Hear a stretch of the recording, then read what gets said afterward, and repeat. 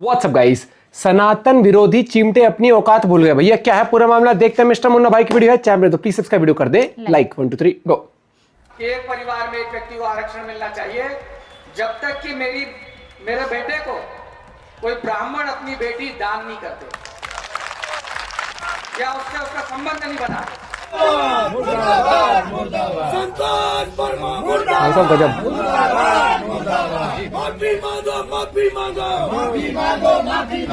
मेरी किसी भी शब्द से या मीडिया ने या इलेक्ट्रॉनिक मीडिया ने जो भी बात सामने रखी है और उसके कारण अगर उनके मन में मेरे प्रति कोई कटुता आई है तो मैं उसके लिए क्षमा प्रार्थी हूँ और मैंने उसके लिए खेद व्यक्त किया। मस्त प्लान है, पहले खुले मंच से ब्राह्मणों को गाली दो, उनके और फिर माफी मांग लो, से शादी करने के लिए बोलो और फिर माफी मांग लो, बात हो गई खत्म। दोस्तों, जरूरी नहीं कि जो पढ़ा लिखा हो, अच्छे पद पर हो, उसके अंदर जातिवाद ना हो, उसके अंदर आतंकवाद जैसा सोच ना हो। आपको पता होगा दिल्ली में जो भी हुआ था वो सब MBBS डॉक्टर ने किया था। और यहाँ जो ब्राह्मणों को गाली ये दे रहा है, ये पूर्व IAS रह चुका है, संतोष वर्मा नाम है इसका। दोस्तों, आप लोग इमेजिन करो कि जब अपनी ये कार्यकाल में रहा होगा ड्यूटी पीरियड पर, तब ये किस प्रकार ट्रीट करता होगा ब्राह्मणों को। मानसिकता कई बार ना कई लोगों की पोस्ट से नहीं होती। वो देख लो डॉक्टर कैसे थे, वो ताड़ना दी होगी जो गरीब बेचारे इसके पास आते होंगे या केस आता होगा ऐसा। इसको बाहर नहीं, माफ़ी नहीं, ऐसे इंसान को जेल में रहना चाहिए। और इससे ये कई बार जेल जा भी चुका है, लेकिन अब की बार इसको लंबा जाना होगा।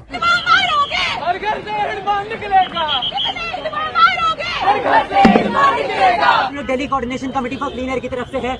आज हम लोग यहाँ पे इंडिया गेट के सामने जुटे प्रदर्शन करने के लिए, निहत्थे प्रदर्शन करने के लिए। हमारे हाथ में कोई हथियार नहीं है, हम कोई वायलेंस नहीं कर रहे हैं, हम बस यहाँ पे प्रदर्शन करने आए थे। जब हम लोग सड़क पे बैठे तो ट्रैफिक लगातार यहाँ से पास ऑन कर रहा था, लेकिन अभी हम लोग को जबरदस्ती, और देखिए मेरे हाथ में कितने जख्म हैं, हम लोग को जबरदस्ती यहाँ से घसीट के लाया गया। यहाँ पे आपका प्रदर्शन पूरा हो गया है, अभी आप प्लीज तुरंत रोड खाली कर दें, यहाँ से ट्रैफिक चलना है। हमारे साथ में आपका प्रदर्शन पूरा हो गया है, आप ये रोड खाली करें। ये जाहिल नक्सली सोच वाले अपने आप को स्टूडेंट बताते हैं। इनकी एक्टिंग देखकर, इनके हेयर स्टाइल, इनकी बॉडी की लचक देखकर लग रहा है कि ये सीधा बिहार के ऑर्केस्ट्रा से ही आए हैं। लेकिन कुछ प्ले कार्ड्स वैसे लेके आए हुए थे ना, वैसा कुछ टेस्ट किसके लिए कर रहे हैं?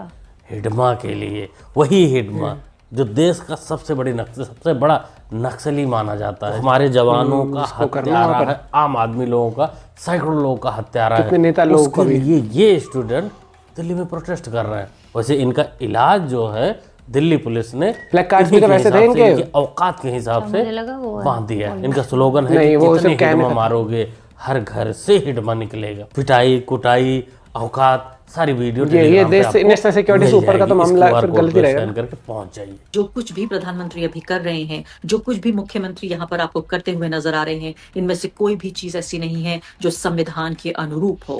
लेकिन उसके बावजूद टीवी मीडिया आप देखिए, अखबार देखिए, सब जश्न मना रहे हैं कि 500 साल बाद इस तरह का इंतजार खत्म हुआ है। और आप ये देखिए कि ये ध्वजारोहण किया जा रहा है, भगवा झंडा फहराया जा रहा है। मैं दर्शकों को याद दिलाना चाहती हूँ कि आज के दिन भी ये याद रखना खासकर जरूरी है कि जो हमारा झंडा है, भारत का झंडा है, वो तिरंगा है, वो सैफरन नहीं है, वो भगवा नहीं है, वो तिरंगा झंडा है। अच्छी जानकारी फैल रही हो मोहतरमा कि भारत का झंडा तिरंगा है, सैफरन नहीं है, भगवा झंडा नहीं है।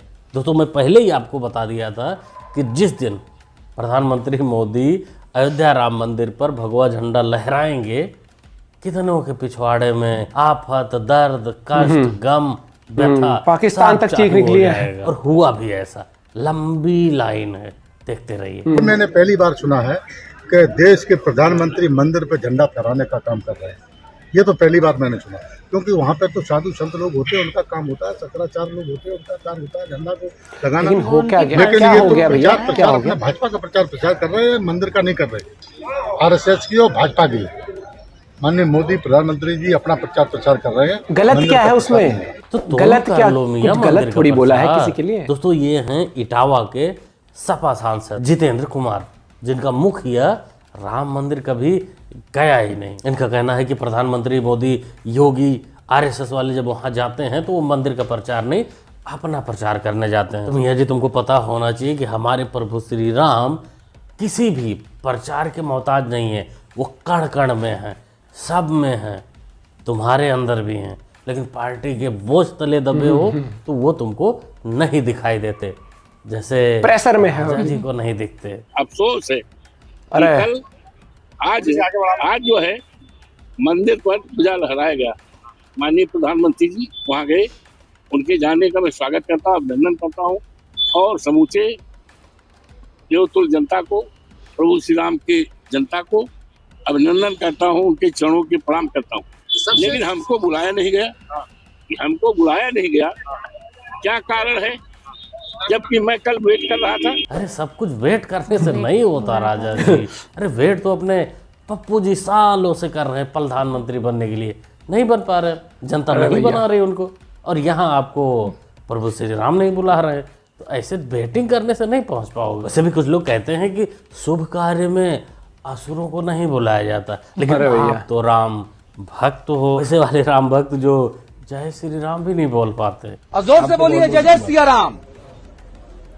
नहीं बोलता है। हंसेगा। ये क्लिप बहुत वायरल हुई थी। जय जय सिया राम देखिए बोल रहे हैं। अब देश श्री राम की नगरी में जीते हैं, राम मंदिर के सामने जीते हैं। नहीं बोल पाओगे राजा जी, नहीं बोल पाओगे, इसलिए नहीं कि तुम बहुत राम जी तकलीफ से होता नफरत है। करते हो। नहीं, तुम राम जी से प्यार करते हो, राम जी को मानते हो, जानते हो, और हर अयोध्यावासी राम जी को नहीं नकार सकता, लेकिन बोझ, पार्टी का बोझ, तुमको भी पता है कि जिस दिन तुम खुल ये राजनीति है दोस्तों, सपोर्ट में आ गए, उसी दिन पार्टी तुमसे अपना सपोर्ट ले लेगी और तुमको बीजेपी का एजेंट बताकर पार्टी से बाहर कर देगी। इसलिए तुम राम मंदिर जाते हो, पूजा पाठ भी करते हो, मानते जानते हो, सम्मान भी सबका करते हो, लेकिन चुपके किस हैसियत में प्रधानमंत्री जाके झंडा फहराना चाहते हैं एक मंदिर का? इस देश का कोई मजहब नहीं है। भारत देश का संविधान के मुताबिक कोई मजहब, कोई धर्म नहीं है। संविधान के मुताबिक इंडिविजुअल आदमी का धर्म है। और हमारे प्रधानमंत्री देश के प्रधानमंत्री हैं। क्या वो किसी मस्जिद के ऊपर झंडा फहराएंगे जाके? किसी गुरुद्वारे का, इन्हीं चीजों पे रह जाएंगे बस फहराएंगे? वो सिर्फ राम मंदिर का झंडा राजनीतिक फायदा उठाने के लिए फहराना चाहते हैं। वो सब खाने के लिए जाते हैं, प्रॉपर पार्टी करते हैं, उधर तो जाते हैं। तू भी ले ले राजनीतिक थोड़ी फायदा। किसने रोका है तुम लोगों को? बाकी प्रधानमंत्री किस हैसियत से गए थे मंदिर पर झंडा फहराने? तुम यहाँ उसी हैसियत से, जिस हैसियत से तुम्हारा पप्पू सीधी बात इफ्तार में बिरयानी पहनने जाता है। प्रधानमंत्री होने से पहले वो एक इंडिविजुअल हिंदुस्तानी है। यस, ये नहीं समझ आती ना लोगों को। जैसे तुम किसी भी पद पर रहो, मस्जिद जाना नहीं छोड़ सकते, वैसे ही प्रधानमंत्री मंदिर जाना नहीं छोड़ेंगे, झंडा फहराना नहीं छोड़ेंगे। दुख, दर्द, कष्ट, पीड़ा, व्यथा, जो भी कुछ हो, जिसके होने दो। धर्म स्थल पर झंडा लहराना या एजुकेशन इदारे पर या किसी भी इमारत पर झंडा लहराना हर नागरिक का अपना अधिकार है, और मोदी जी प्रधानमंत्री हैं, उनको ज़्यादा हक बनता है कि वो राम मंदिर पर झंडा लहराएं। समाजवादी पार्टी के लोगों का ये कहना कि प्रधानमंत्री झंडा नहीं लहरा सकते, धर्मगुरु झंडा लहराएं, तो ये सिर्फ और सिर्फ विरोध वाली बात है, विरोध की राजनीति की बात है। ओके भाई, इसका हकीकत से कोई ताल्लुक नहीं। लो जी चमचो, तुम लोगों के ज्ञान पर, तुम लोगों के परेशानी क्या पर बात है? मौलाना ने तो गर्म पानी डाल दिया। अरे वो हल्का फुल्का जो गर्म निकलता है वो वाला पानी डाल दिया। आप क्या करोगे? ये तो कह रहा है कि प्रधानमंत्री को तो ज़्यादा हक है मंदिर पर झंडा फहराने। तुम लोग करोगे ही क्या? क्योंकि फतवा भी कंफ्यूज हो चुके हैं। फतवा वाला जो कॉपी है, पन्ना है, वो इसी मौलाना के पास है, तो तुम लोग कुछ नहीं कर सकते। इसलिए हम कहेंगे कि बाजार से ऑनलाइन बर्नोल मंगा लो, लगा लो, लेप लगवाओ, उल्टा लेट जाओ, आराम मिलेगा। सोनिया गांधी इस देश की बहू है, इस देश की मां है, और सोनिया गांधी जी ने ऊंचे मापदंड के साथ जब प्रधानमंत्री कहा गया था तो वो खुद स्वीकार नहीं की थी। तो ये जो कौन रामभद्र, अद्रा और अद्रक है, ये लोग सोनिया गांधी के निचले पासंग भी नहीं है। खोचू, पप्पू, पखौड़े, तुम कांग्रेस के लिए कितना भी नीचे गिर जाओ, किसी भी नाली में लौट जाओ, कितना भी सनातनियों का अपमान कर लो, कितना भी बाबाओं का अपमान कर लो, साधु संतों का अपमान कर लो, लेकिन कांग्रेस तुमको रोटी जमीन पे ही खिलाएगी। हम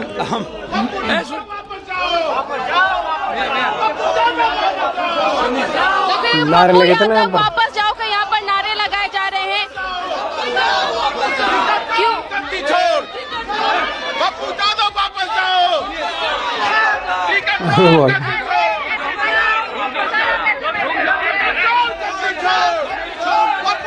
इस बेशर्म को कोई पॉलिटिक्स है बाबा। पहले आपको याद होगा Politics। बिहार चुनाव के दौरान इसको पप्पू ने मंच पर नहीं चढ़ने दिया था, और अब इसको ऑफिस में कांग्रेसी अपने साथ नहीं ले रहे हैं। किसी भी प्रोटेस्ट में, प्रदर्शन में, वहां से इसको भगा रहे हैं, टिकट चोर बोल रहे हैं। पता नहीं इसके जुबान पर कौन सा स्वाद लग गया है कि चाटने का कोई मौका ही नहीं छोड़ता।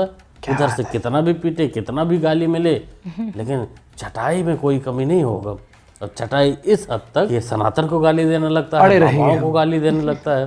कितनी वीडियो इसकी आती रहती हैं जिसमें ये बकलोली करता हुआ दिखता है। दोस्तों आप क्या कहना चाहोगे इस मुद्दे पर बताइए। मुझे लगता है कि उनकी एक पर्सनल चॉइस भी है भाई, अगर वो कहीं जाना चाहते हैं तो उस चीज़ से आपकी रोटी कम हो गई, या क्या बोलते हैं, आप अपने ऑफिस जा रहे थे तो आपके वहाँ पर मतलब ऑफिस वाले ने ये कह दिया कि भैया ना कल से तू मत आइए ऑफिस, या बच्चा स्कूल में पढ़ाई कर रहा था एकदम से लाइट चली गई वहाँ जाने से, या फिर टीचर एब्सेंट हो गई सारी एकदम से कि ना हम तो मोदी जी को झंडा फहराते हुए वहाँ देखने जा रही हैं, या फिर वहीं हम उस लोकेशन। क्या हुआ आपकी लाइफ में, क्या अफेक्ट करा उस चीज़ ने? कुछ नहीं, नथिंग। एक पॉजिटिव जेस्चर अगर हुआ है जिसको आप अगर राजनीतिक फायदा अगर सोच रहे हो, आप सोचते रहो। ऐसे राजनीतिक फायदे तो हमने भी देखे, कहाँ कहाँ पर आप चले जाते हो, कहीं कुछ मुद्दा होता है, कुछ भी होता है, सबसे पहले ये पार्टियां ही जाती है वहां पर।